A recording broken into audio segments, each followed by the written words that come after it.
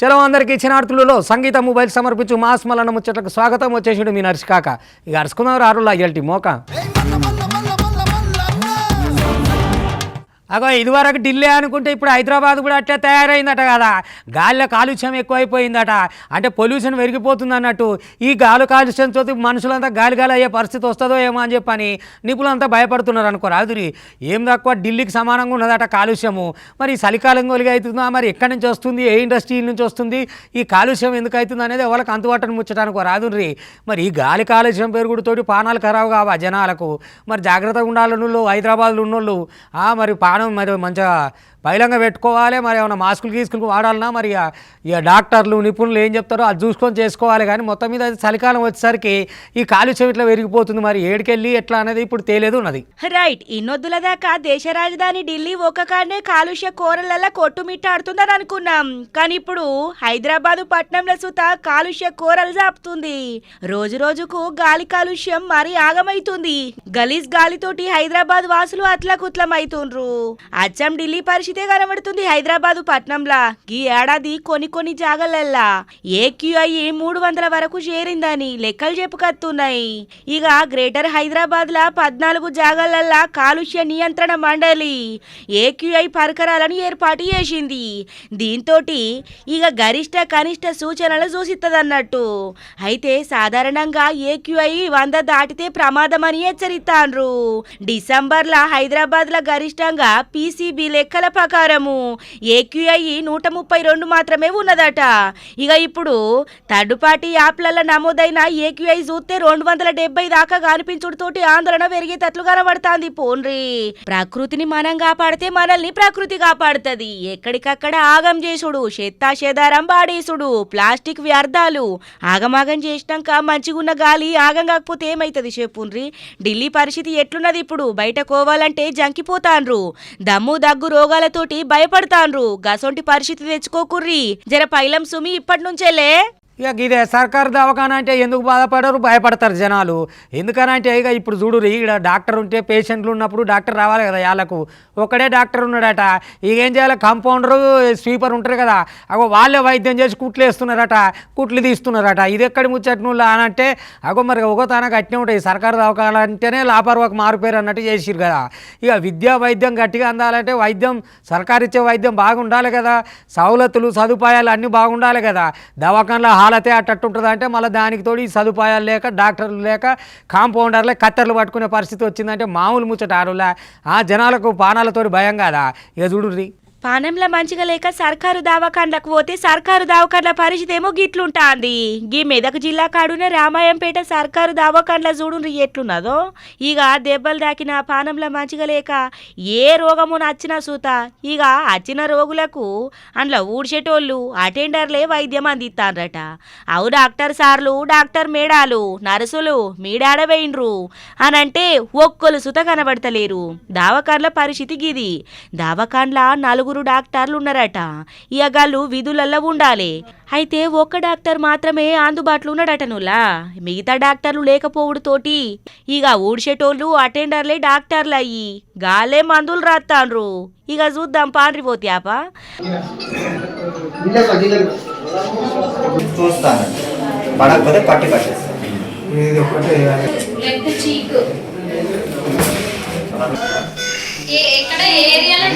Hago అవుసారు మిగిలిన 3 డాక్టర్లు యాడికి పోయినరు? సొంతంగా దవాఖాన్లు పెట్టుకొని గక్కడే చేసుకుంటాన్రా? లేకపోతే ఏందాల్లా సర్కారు జీతం తీసుకుంటా దవాఖాన్లుండి వచ్చిన రోగులకు మంచిగా వైద్యం అందించక గిట్ల ఎత్తే ఏమన్నట్టు? ఇక పాపం వాళ్ళకు రోడ్డు కాడ టక్కరై దెబ్బలు దాకినాయట. గాళ్లకు కుట్లేసినందుకు డాక్టర్లే కరువైనరట.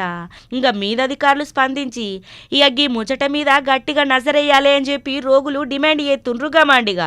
సర్కారు దవాఖాన్లకు పోవాలంటే భయమై పాడైతాంది కదా కొన్ని జాగాలల్లా. అమ్మో ఈడేమో అడవైన సిడిగే ఉన్నట్టున్నాడు కదా మొత్తం మీద. ఓ కొడుక ఎన్ని రోజులు సంది తాగుతున్నావు ఏం సంగతి రా నాయన ఇది. హాయిగా ట్రాఫిక్ రూల్స్ కడగోలేకపోతున్నావు, నువ్వు గట్టెట పోతావా అని చెప్పని ఆటోను ఆపిరట పోలీసు వాళ్ళు.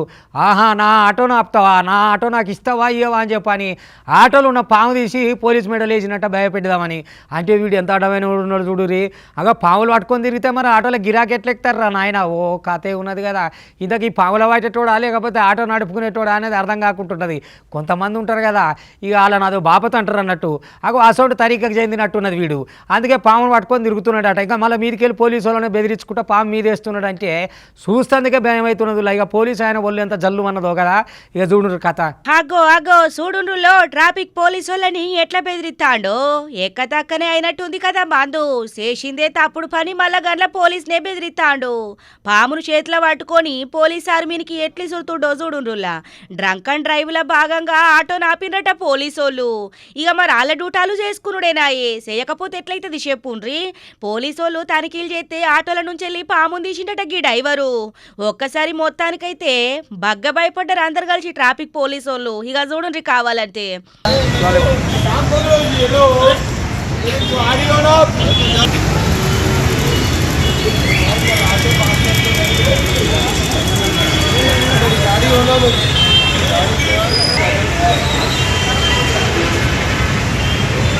అబ్బరే బిడ్డో. ఇక మరి తాగనప్పుడు సాపుడు దాకా తనిఖీలు చేయించుకొని వెళ్ళిపోతే కాదా. ఇవేం లెక్కలులా పోలీసు వాళ్ళంటే పెయిల భయమే లేకుండా అవుతుంది. ఇక మరి గిసుంటోళ్ళని గట్టిగా పోలీస్ టౌన్లకు తీసుకుపోయి తలవాలైతేనే మంచిగుంటుంది. నా బండి నాకు ఇత్తరా అని చెప్పి పామును చూడుండ్రి పోలీస్ ఆర్మీకి ఎట్లా ఇసురుతాండో. బాగానే ఉన్నాడు కదా మోతెవరి. హైదరాబాదు పట్నంలో ఉన్న చంద్రయాన్ గుట్టకాడైంది గీ కథ. ఐతారంగోలిగే భలే గమ్మత్తులైతే పోన్రి. అలాగనే సైబర్ నేరగాలది మామూలుగా లేదుగా శాస్త్రము. ఓ కొడుక ఇట్లా కూడా బెదిరిస్తున్నావు అనుకో అదురి. ఇక నువ్వు ఇది హవాలా చేస్తున్నావు, అది చేస్తున్నావు, ఇది చేస్తున్నావు, మాకు పైసలు వేస్తావా అయ్యేవా, నీ డీటెయిల్స్ మొత్తం మా దగ్గర ఉన్నాయి, మొత్తం వీడియో కాల్ అంతా రికార్డే ఉన్నది, ఏమనుకుంటున్నావు ఎట్టనుకుంటున్నావు తాత నిన్ను చట్టానికి పట్టిస్తాం అట్లా ఇట్లా అని బెదిరించి ఇక 3 దిక్కులకెళ్ళి 3 సార్లు వేయించుకున్నారట. ఇక ఆఖరికి నీ ఇల్లు అమ్ముకోనైనా మాకు పైసలు ఇవ్వాల్సిందే, నువ్వు అమ్ము అని చెప్పని టైట్గా తీసుకొచ్చిరట. వచ్చి నీ పాపం పాడైపోను, నేను ఎవరోని కోసం నా ఇల్లు అమ్ముకున్నాడు ఎక్కడికి కథరా ఇది అని చెప్పి పోలీసు వాళ్ళ దగ్గరికి పోయినట. పోలీసు వాళ్ళ దగ్గరికి పోయి ఇక కథ ఇట్లున్నది సారు ఏం చేయాలి ఎట్లా చేయాలంటే వాళ్ళు లెంకి అన్ని వర్తాలకు మొత్తం మీద సైబర్ నేరగాలంతా వెళ్ళిపోయిందట. ఇక జర పైలంతో ఉండురు అయ్యే వాళ్ళని ఎప్పుడు బెదిరిస్తురు, అడ్డమైన ఫోన్లు లేపుడు, ఆ డీటెయిల్స్ ఇచ్చుడు, ఇక నెంబర్లు చెప్పమనగానే నెంబర్లు చెప్పుడు, ఇట్లాంటివన్నీ బంద్ చేసుకోరు. లేకపోతే గిట్నే లాస్ అయిపోతారు. వెనకసిరి పోలీసు వాళ్ళ దానికి పోయినా చేసేది ఏమి ఉండదు. ఆఖరికి ఇల్లు అమ్ముకో అని కూడా చెప్తున్నారు. అంటే వాళ్ళని ఏమనాలి ఎట్లా అనాలి. ఇక గిడ అయింది చూడు ఈ ఘోరం. ఏం తెలియనోళ్ళు కాదు, అన్ని తెలిసినోళ్ళు, బగ్గ చదువుకున్నోళ్ళు, సర్కారు నౌకర్లు చేస్తున్నోళ్ళే మోసపోతాండ్రు మోసం చేసేటోళ్ళ చేతులల్లా. ప్రకాశం జిల్లా కాడ సైబర్ నేరగాండ్లు మళ్ళా నెచ్చిపోయిండ్రు.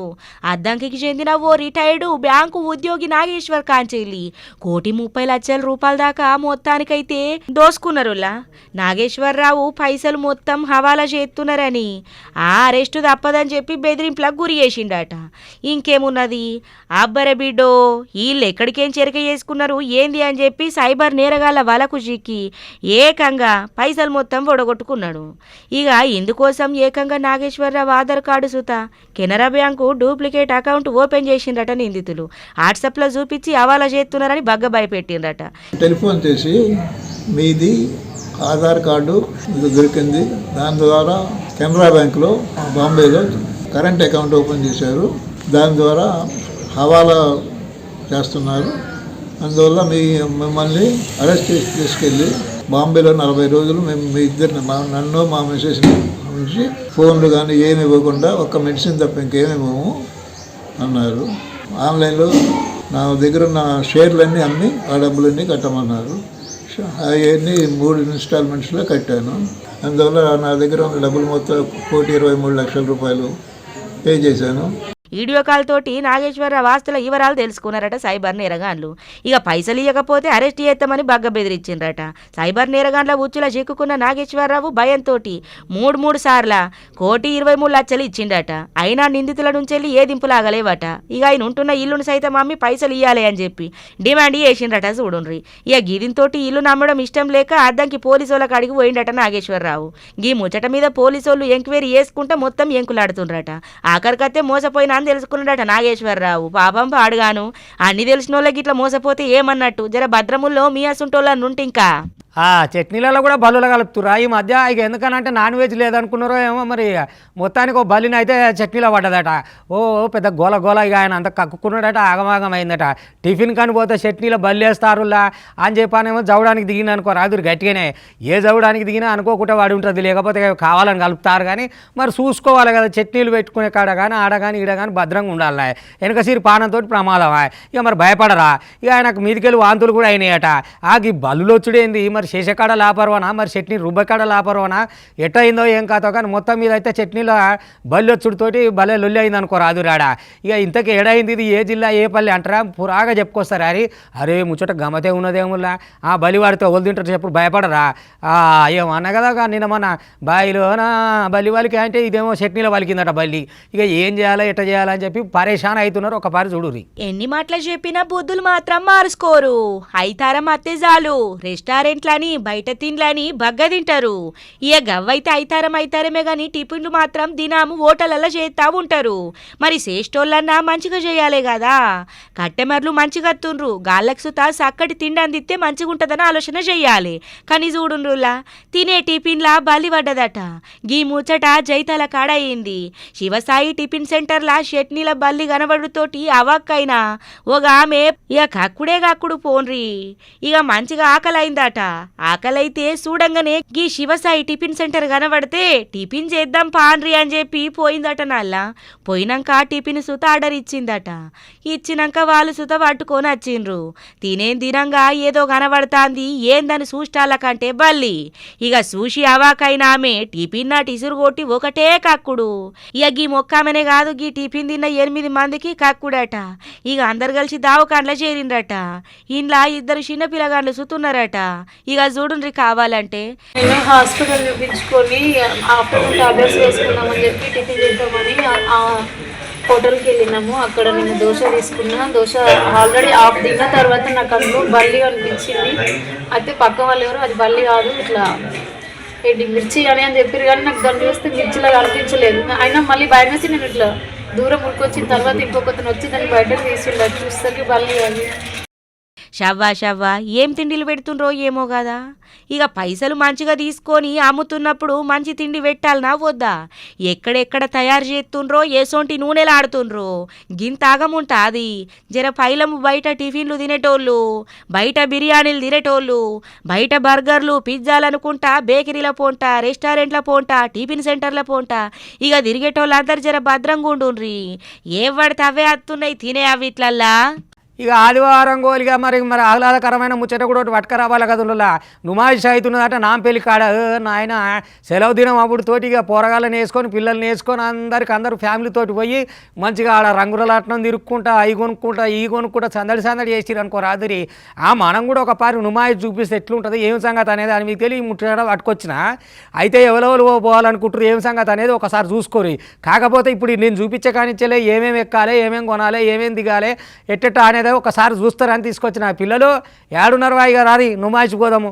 ఇక జనవరి వచ్చిందంటే చాలు హైదరాబాదు పట్నంలా ఓ హవా నడుతుందిలా కొన్నొద్దుల దాకా. ఏందిగా హవా అనుకుంటురులే, ఇంకేమున్నది నుమాయిషు ఎగ్జిబిషను. పబ్లిక్ పుల్లుగా లైన్ కట్టిండ్రు. హైతారం అవుడుతోటి ఉస్కూళ్ళకు సుత బగ్గ సెలవులు, బగ్గ మంది సుత ఇక కాలేజీలకు ఉస్కూళ్ళకు నౌకర్లకు పోరు కదా. ఇక ఎగ్జిబిషన్లకు పోయేస్తామని పుల్లు మంది పబ్లిక్ నాంపల్లి దిక్కు లైన్ కట్టిండ్రు. అటు దిక్కు పుల్లుగా ట్రాఫిక్, ఎగ్జిబిషన్లో ఉష్కి ఒత్తిరాలని పబ్లిక్. మొత్తానికైతే నుమాయిష్ ఎగ్జిబిషన్ తోటి సందడి ఉన్నదోలా. కావలసిన వాళ్ళకు కావాల్సినన్ని ఇక తిండికి తిండి, బట్టలకు బట్టలు, బొమ్మలకు బొమ్మలు, చూసేందుకు చూసేటి, ఆడుకునేందుకు ఆడుకునేటి ఒకటా రెండా.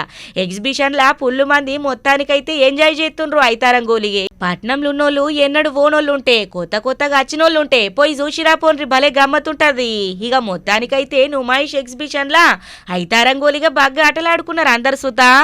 అయ్యో గౌడన్న ఎంత పని అయిపోయానేమే. ఇక మీదికి పోయినాక గుది జారినట్టున్నదో ఇరికిందో మొత్తం మీదకి అయితే ఏలాడబడ్డాడు. 3 గంటలు తాడు మీదనే ఉండి తటపటాయించనుకో రాదురి. కన్న గోస అవుతుందా మామూలుగా ఉంటుందా? ఇక అక్కడికి అలా ఊరోళ్ళు ఇటు జేసీబీలు అవి ఇవి తీసుకొచ్చి మళ్ళీ ఆనిచలు నిచ్చెనేసి ఆటో ఇటో చేస్తే బయటకు వచ్చింది అనుకో రాదురి. అబ్బాబ్బా తిప్పల పడంగా ఆడ తాడికి ఏలాడితే ఏముంటుంది కిందికి మీదకి అయిపోయి ఆగం ఉంటుంది కదా. పుసుక్కున జారి పడితేనా ఏంద్రో నాయన అనేది భయం ఆయో దిక్కు. అబ్బాబ్బా బాబా జర్ర బసాంచింది కానీ లేకపోతే కథే ఉంటుండే కదా. ఈ గౌడనలకు కొంచెం ఇబ్బంది ఉంటుంది లగ్గిసోటి సంఘటనలు జరిగినప్పుడు. పాపం ఎంత బాధపడ్డాడో ఏమో పోరి 3 గంటలు ఆనే నవ్విసిండంటే అమ్మమ్మమ్మ చిన్న బాధ ఉంటుంది అదుల్లా. ఇంతకు ఏ ఊరిలో అయింది, ఏ పల్లెలో అయింది, ఏ జిల్లాలో అయింది అనేది కూడా చెప్పుకొస్తే ఒక పారి చూద్దాం రా గౌడన్న బాధ. రెక్కాడితే డొక్కాడది, కళ్ళు గీసుకుంటే తప్ప ఇంట్లోకి పైకం రాదు. ఇక మరి గీత కార్మికుల కట్టం మామూలు ముచ్చట కాదు. ఎంత నిమ్మలంగా మీదికెక్కిండ్రో అంతే కళ్ళు గీసుకొని కిందికి వచ్చేదాకా అరిచేతుల పానాలు పెట్టుకునే ఉన్నట్టుంటదల్లా. ఇక ఎప్పుడన్నా అదుపు తప్పి కాలు అటు ఇటు అయినా ఇక నరకమే పోన్రి. గట్లనే గీ మహబూబాద్ జిల్లా కాడున్న కుర్వి మండలము రాజోలు ఊర్లే గీత కార్మికుడు నరక యాతన పడ్డాడు. తాడి చెట్టు ఎక్కినాకట కాలుకున్న గుజు ఊడిపోయిందటనుల్లా. తాటి కొమ్మల్ని పట్టుకొని గాలిలా గట్లనే ఏలాడిండు. సిలువేరి ఎంకన్నానే గీత కార్మికుడిన పేరు. ఇక ఎప్పుడు మంచిగానే దినం లెక్కట వచ్చిండట. కానీ గుజి ఊడిపోవుడుతోటి గిట్లా పానాల అరిచేతిలో పెట్టుకొని ఇక భయపడుకుంటా మొత్తానికైతే గిట్లున్నాడులా 3 గంటల దాకా. ఇక ఆఖరికత్తే పైరింజన్ నిచ్చెన తోటి ఊరోళ్ళ సహాయంతో కిందికి దింపిండ్రు అక్కడున్నోళ్ళంతా. ఇక చూడుండ్రి కావాలంటే ఆగో 3 గంటలు గట్లనే గాలిలా ఏలాడుకుంటున్నాడంటే మామూలు ముచ్చట్నా చెప్పుండ్రి. రెక్కాడకపోతే డొక్కాడదాయి, పని చేయకపోతే ఇంట్లోకెళ్ళదాయి, బతుకుదెరువే కళ్ళు గీసుడాయి. ఇక మొత్తానికైతే కాటమయ్య నమ్ముకొని దండం పెట్టుకొని చెట్లెక్తారు గీతన్నలు. ఇక మొత్తానికైతే దినం లెక్కనే ఎక్కుడైతే ఎక్కిండు గాని ఇక గిట్ల గుజి ఊడిపోయి మస్తుగా ఇబ్బంది పడ్డాడులా. ఏదేమైనా గీత కార్మికులు అన్నలు జర పైలమే చెట్లెక్కంగా దిగంగా. ఏమున్నది కల్తీ మొత్తం దునియా అంతా ఆగమాగమే ఉన్నది. అంతా ఆరాంగాళ్ళు ఎక్కువైపోయారు, డమ్మీగాళ్ళు ఎక్కువైపోయారు. ఇక మన ఏంది చెమట తీసి కష్టం చేసేదాకా ఇట్లా లంగేషాలు వేసుకుంటా మంచిగా ఉన్న వాళ్ళ కాడ దోస్తురు అనుకో రాదురి. ఇక గిడవడ డమ్మీ తుపాకి పట్టుకపోయి ఇస్తావా ఇవ్వవా అని చెప్పని మొత్తం ఉన్న కాడికి దోసుకున్నారట. ఈ దోపిడి పాడైపోయినది. అడమైన దోపిడి ఉన్నది కదా, దారి దోపిడి కంటే ఆగం ఉన్నది. ఆగా గిట్ల కూడా మోపైరు అనుకో రాదురి. ఓ దిక్కేమో సైబర్ నేరగాళ్ళు, ఇంకో దిక్కేమో ఇట్లాంటి డమ్మీగాళ్ళు. ఏడ ఎవరిని చెప్పాలి ఏమని చెప్తాములా. దునియా మొత్తం గలత్ కల్తీ అయిపోయింది అనుకో రాదురి. కాయ కష్టం చేతగాక ఇట్లా అయిపోతుంది మొత్తం మీద. అయితే ఇక అందరు ఇట్లా మందిని దోసుకోవడానికి ఆగంగా చేస్తానికే చూస్తే ఎట్లా అన్నట్టు. ఇక చూడు ఒక పారి ఎంత ఘోరం ఉన్నది. గీ ముచ్చట అయితే చెప్పుకుంటే సిగ్గిపోయేటట్టు ఉన్నది కదా. హబ్బరే బిడ్డో చూడుండ్రులా ఎంత పిలాని కట్టిండో. ఉన్నది ఉత్తుత్తగానే గాని బెదిరించి మొత్తం లూటి చేసిండు పాడుగాను. డమ్మి గన్నుతోటి బెదిరించి ఇక నగల దుకాణంలో మొత్తం లూటి చేసి ఉన్న నగలంతా ఎత్తుకొని పోయిండ్రు గీ దోపిడి దొంగలు. మేడ్చల్ జిల్లా కాడున్న కీసర కాడ గీ ముచ్చట అయిందల్లా. ఇక డమ్మి గన్ తోటి దుకాణంలోకి పోయిండ్రట. యజమానిని బెదిరించిండ్రట గీ దొంగలు. అటెనక షికి యజమాని తిరగబడుతోటి తలకాయ మీద రాడుతోటి కొట్టిండ్రట. ఇక ఇంకేమున్నది పాపం రాడుతోటి కొట్టినాక దెబ్బ తలిగి కింద పడిపోయిండట పాపం గా దుకాణం యజమాని. ఇక ఉన్నది లేని మొత్తం దోసుకొని ఉరికిండ్రట గీ దొంగలు. నరి అధ్వానం తయారైతుండ్రులా. ఎక్కడికక్కడ పైసలు అలకగా సంపాదించుకున్న కోసము పెయ్యి ఉంచకుండా దొంగతనాల మీద దొంగతనాలు చేస్తాండ్రు. ఓ గుడి లేదు, ఓ బడి లేదు, ఇల్లు లేదు, ఆకిల్ లేదు, ఆగమాగం తయారైతుండ్రు పోన్రి. ఇక రాను ఎట్లా దాచుకునుడో ఏమో. వెనకట ఎంత ఇల్వైన వస్తువులున్నా సరే ఇంట్లో పెట్టుకొని పోతే అస్సలు భయపడి జంకేదే లేకుండే. ఒక్కొల్ల వస్తువును 10 దినాలైనా గడుంటే గట్లే చూసేది. కానీ ఈ కాలంలా ఇది అమ్ముకుంటే 10 రూపాయలు అత్తాయి అనుకుంటే చాలు అన్ని దొంగలెక్కలే చేస్తాండ్రు. ఎక్కడికక్కడ దోపిడీలకు పాల్పడుతుండ్రు. పాపం గిక్కడైతే మరీ అధ్వానం కాదు. డమ్మి తుపాకీతో వచ్చి తలకాయ వలగొట్టి మొత్తం లూటి చేసుకొని పోయినరంటే పోలీసులు కేసు నమోదు చేసుకున్నారట. ఎంకులాడుతుండట మరి ఈ దొంగల కోసం. దొరికినాక తాతలకు తలవాలు గట్టిగా పడతాయి. ఇక ఇవ్వనట్టు ఇవాటి సంగీత మొబైల్ సమర్పించు మాస్ మల్లన్న ముచ్చట్లు చూస్తూనే ఉండరు. మళ్ళీ రేపు ఇది వరదాకా మీ టీవీ5 ఇగుంటా.